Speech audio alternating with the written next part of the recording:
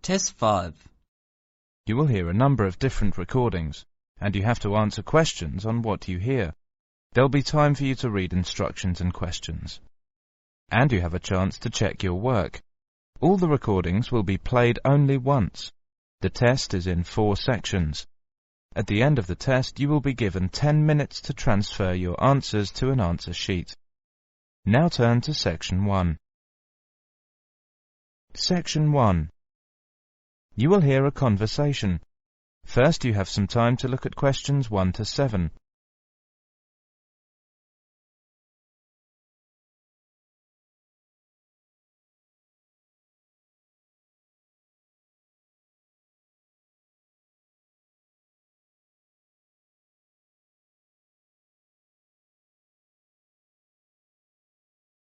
Now listen carefully and answer questions 1 to 7. Hi, Barbara. What will you do this weekend? Well, I'd like to do some shopping, but I have no idea where to go. I've only been here a few days. I was told London is an expensive place to live. Yes, but that's not completely true. London can be an expensive place to live, but if you shop in the right places, you can live relatively cheaply. Is that true? Could you tell me something about the shops? All right. You know, food tends to be the cheapest in big supermarkets, like Sainsbury's and Tesco's. Most of them have quite a good variety of food and household items. You can buy your fruit and vegetables on the street. You will find these street markets in almost every part of London. You can also buy clothes, shoes and household items in these markets for a real bargain. Have you got a market list provided by the Student Union? Yes, here you are. This might give you some ideas. Let me see. East Street SE17. This market sells cheap food, clothes and hardware. It's open from 8 a.m. to 5 p.m. Yes, but how can I get there? You can take the Underground. We call it Tube. You see, there is a tube station on the list. Let me see. Yes, it's Castle Station. Right. You can get off at the castle. Good. Look at Leather Lane WC1. Yes, that's a good central London market for clothes, food and hardware. It's open at lunchtimes from Monday to Friday. It's near Chancery Lane Station. Well, what about the one in Petticoat Lane? Oh, Petticoat Lane, E1. It sells clothes, shoes and household goods. It opens only on Sunday mornings from 9 a.m. to 12 at noon.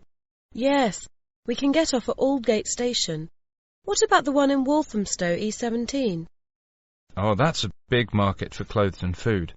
It's open from 9 a.m. to 4 p.m. on Mondays to Saturdays, except Wednesdays and Sundays. Let me see. Yes, we can get there on the Central Line. What about Brixton? That's Brixton SW9. It's an indoor and outdoor market with a lively atmosphere. It sells vegetables from all over the world.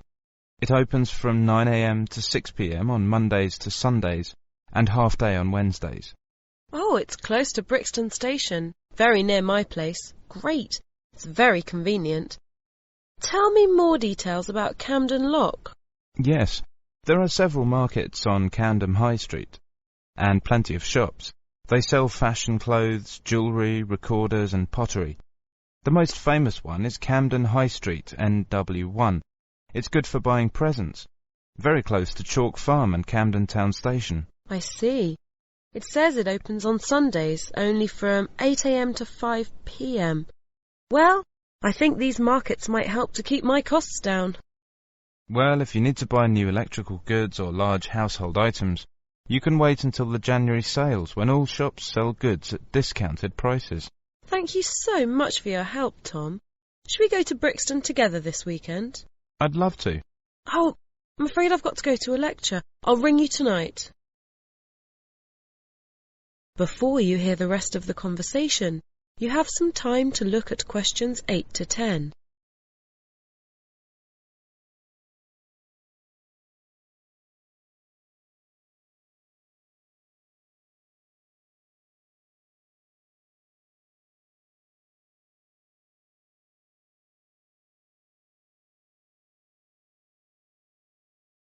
Now, listen carefully and answer questions 8 to 10.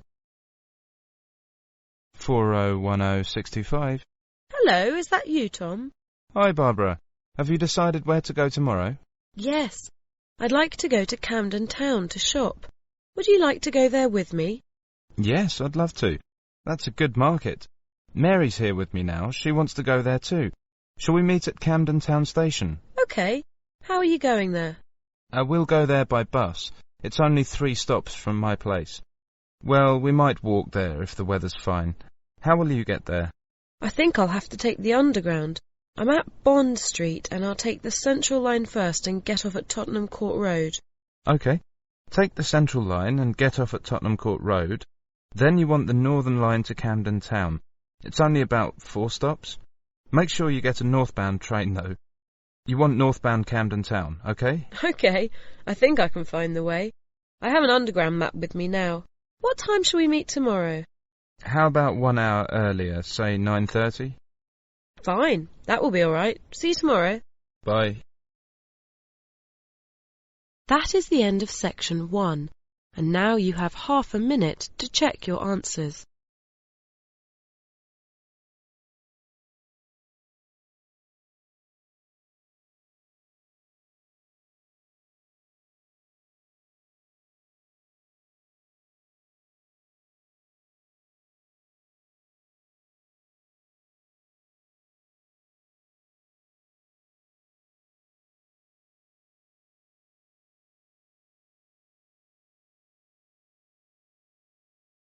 Now turn to section 2.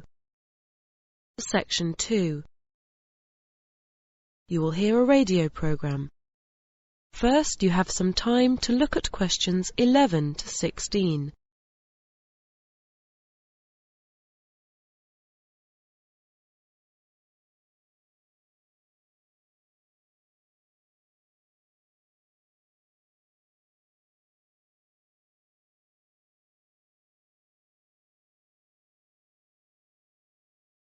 Now listen carefully and answer questions 11 to 16. Welcome, and indeed welcome every Friday afternoon at 2:15 to Postbag, your chance as listeners to let us know what you think about our programme and current issues. This week our Postbag has been virtually overflowing. Not that we're complaining, mind you. Many of you, in fact, a staggering 4,373 of you to be precise, have completed Radio South's listener phone-in survey. Some general points. 83% of you think that the radio station has improved over the past year, and only 7% that it has got worse. Most of you think that the radio station provides an excellent service. That's a big thumbs up for Radio South. Some more statistics. A rather disappointing 64% of you did not like the start of the new international radio soap that began on Wednesday evenings last month. Many of you said that it was too vulgar and puerile, with no plot, no excitement, and only 17% said that they liked it. We passed on your messages to the producer, and he said that he had received a number of letters and countless phone calls, saying how innovative and modern the plot was. In fact, the figures for those listening had more than doubled for the second programme. We'll have to wait and see how this one develops. And for 87% of you, the new starting time of 5 a.m. for the wake-up show went down really well. Only a small disapproval rating for this one. In fact, only 3%. Many of you said the earlier time is a real hit. Unfortunately, the wine show has not gone down well at all. It had a 15% approval rating and 25% who did not like it, and 60% who didn't know. Sadly, the main comment was that the programme is downright boring. Maybe wine is going out of fashion. The full survey will be published next month, and it is free on request. And now to our weekly letters slot. Before you hear the rest of the programme, you have some time to look at questions 17 to 20.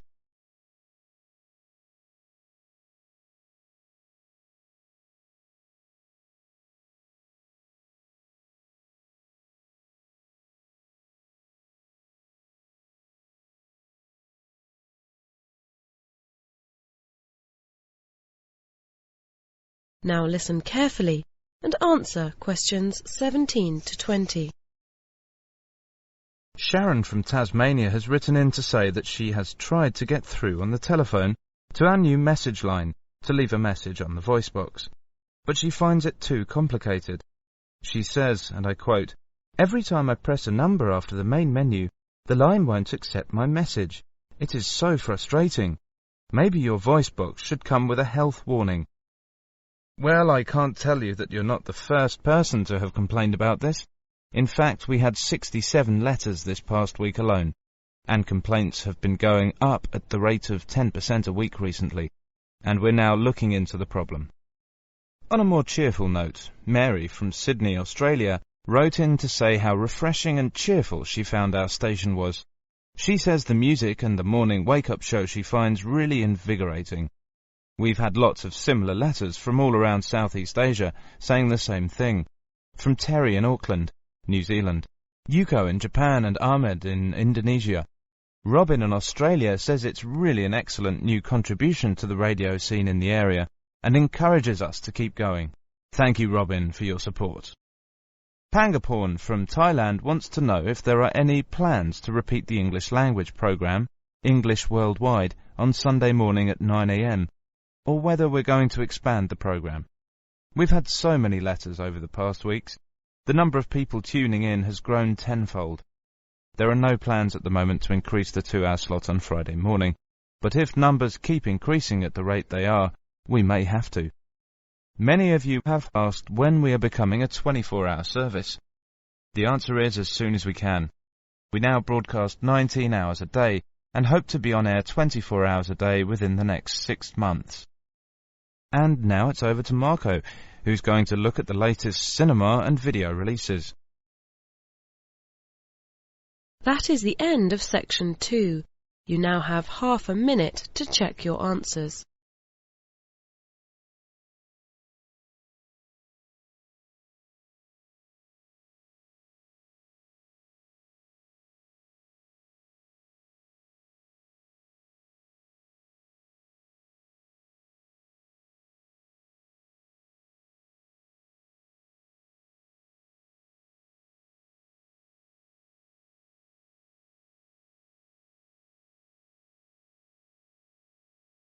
Now turn to section 3.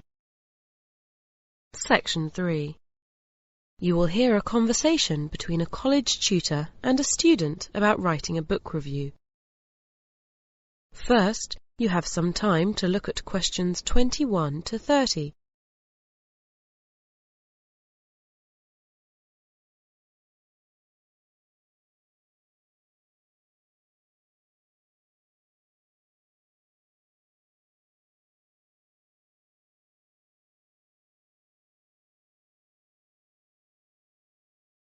Now, listen carefully and answer questions 21 to 30.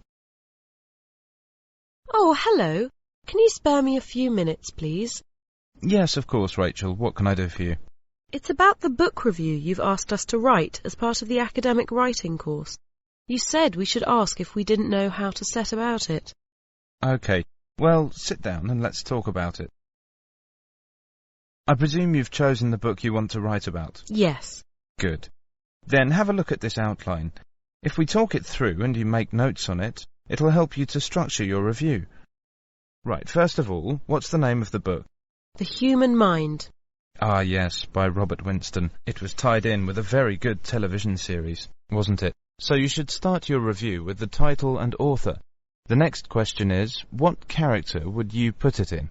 For example, fiction, history, math? Well, I suppose it's science. Can you limit the field a little? How about popular science? Yes, I think that's more helpful. Then I suppose the subject area is the brain. Okay, and it's important to mention the intended readership, because you can't judge how effective a book is without considering who it's meant for. Well, it doesn't assume you know a lot about the subject, so I say it's for non-specialists. It was promoted in general bookshops. Right. Now the overview. What would you say Winston is trying to do? It's very informative, but I think he's also telling us how to make the most of our brains. Then you should briefly discuss the main topics. I'd recommend mentioning the ones that you found the most significant and interesting. Well, it starts by looking back at the last few thousand years and looks briefly at some of the theories that have been developed about the brain and about its importance. It wasn't always considered as important as we now believe. True. And the next topic? I think it should be the structure and activities of the brain that make it function. I found that chapter very interesting, but it was probably the hardest to understand. I'd probably agree with you. Any more topics you want to mention? Oh, it covers so much, like the emotions, memory, but I think the role of the brain in creating personality should be mentioned, because I think that's an important aspect of the book. And then there's advice on how we can use our brains to boost our intelligence. I've already started acting on some of the suggestions. Good luck.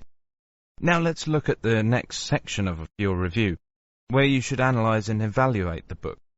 This is the main section where you give your own opinions. This first point is really a question of whether we should take the writer seriously. A musician may be qualified to write about music, but it is not necessary to write about the brain, for instance. Winston is a professor at the University of London, and he's done a lot of research in various medical fields, so he's very well qualified to write about this subject. What would you say are the strengths of the book? It's a complex subject, but he makes it as accessible as it can be for the general reader.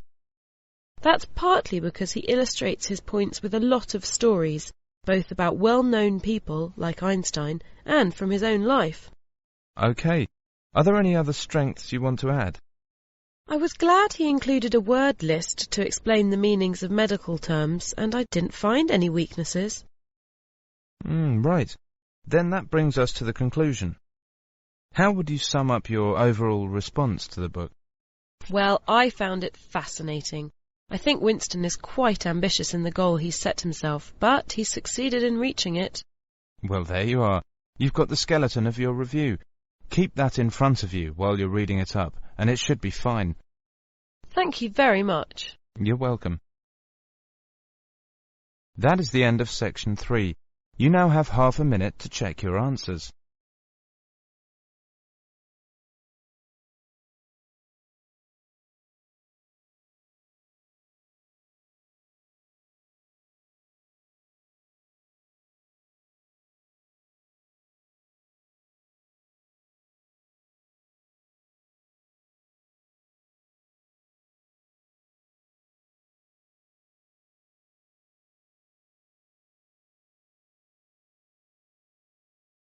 Now turn to section 4. Section 4. You will hear a lecture on the Clifton Suspension Bridge. First, you have some time to look at questions 31 to 33.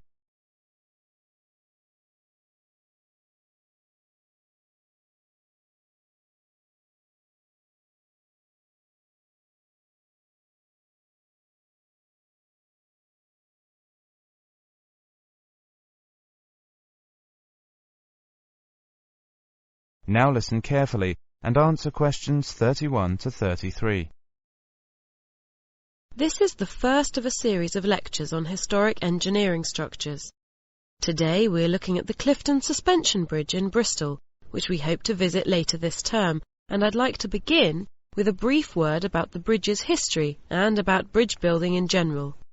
Now, people have been building bridges since prehistoric times. Over the centuries, bridge design has evolved using a variety of engineering techniques, but the objective has always been the same: to get to the other side. One of the most basic types of bridge is the arch, and there's evidence from the Middle East that people knew how to construct arches using stone or brick as early as 3200 BC. The stone arch had the advantage of being quite simple to build, and it remained the main type of bridge design from Roman times until the early 1700s. Another type of bridge with a long history is the suspension bridge, where the road is suspended from cables hanging between towers. The first suspension bridges were simple affairs made of rope and wood, and the earliest recorded examples were constructed around AD 550 in China. but rope has limited strength, and it only became possible to build longer bridges when iron became available. The first major iron suspension bridge in Europe, completed in 1826, was the Menai Strait Bridge in Wales.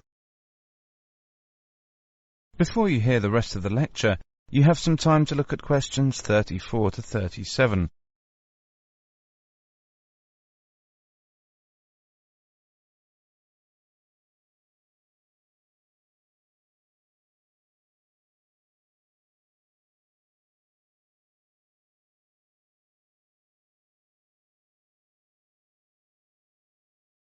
Now listen carefully and answer questions 34 to 37. The story of the Clifton Suspension Bridge in Bristol began just 3 years later, in 1829. At that time, the city authorities wanted to build a bridge over the River Avon. In order to choose the best design, they organised a competition, and the winner, announced in 1831, was an engineer by the name of Isambard Kingdom Brunel.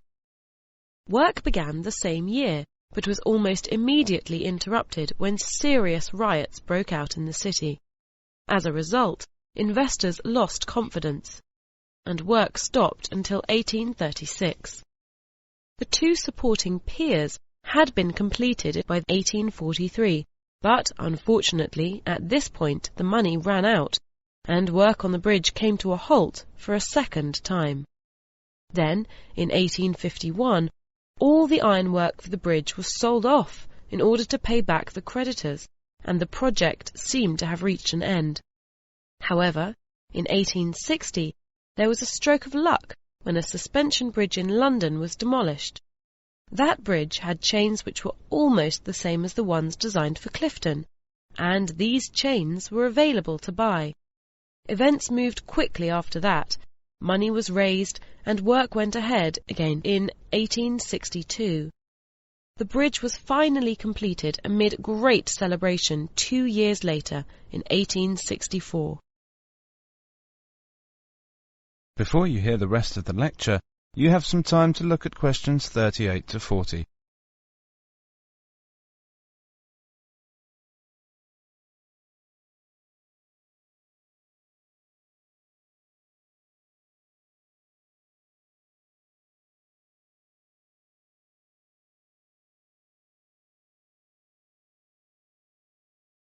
Now listen carefully and answer questions 38 to 40. We'll be examining some of the design features in more detail in the second half of this talk, but just as a footnote to this section, it's worth looking ahead to the future and a couple of proposals for super bridges linking not only riverbanks or even countries, but continents. One of these is for a bridge between Alaska and Siberia, which would be 6 lanes wide and 80 kilometers long. The water of the Bering Sea beneath is only about 50 meters deep, but the biggest challenge is the extreme cold of the location. This would restrict construction to 5 months a year and also close the road during winter. There's a different obstacle facing a second proposal, a bridge linking Europe and Africa across the Straits of Gibraltar, and that's the depth of water. Although it's only 28 kilometers across, the water is as deep as 1,500 meters in places. In such deep water, a bridge may not be able to support its own weight, so engineers are considering using bridge structures which have never been attempted before. A third seaway that engineers hope to cross in the near future is the Straits of Messina, between the island of Sicily and mainland Italy. Unlike the other 2 proposals, the Messina Bridge only involves one national government, and the distance is relatively short at 2.5 kilometers, so there's a good chance it will be built. In this case, it's just a matter of who will provide the cash. OK, let's take a break at this point, and then... That is the end of section 4. You now have half a minute to check your answers.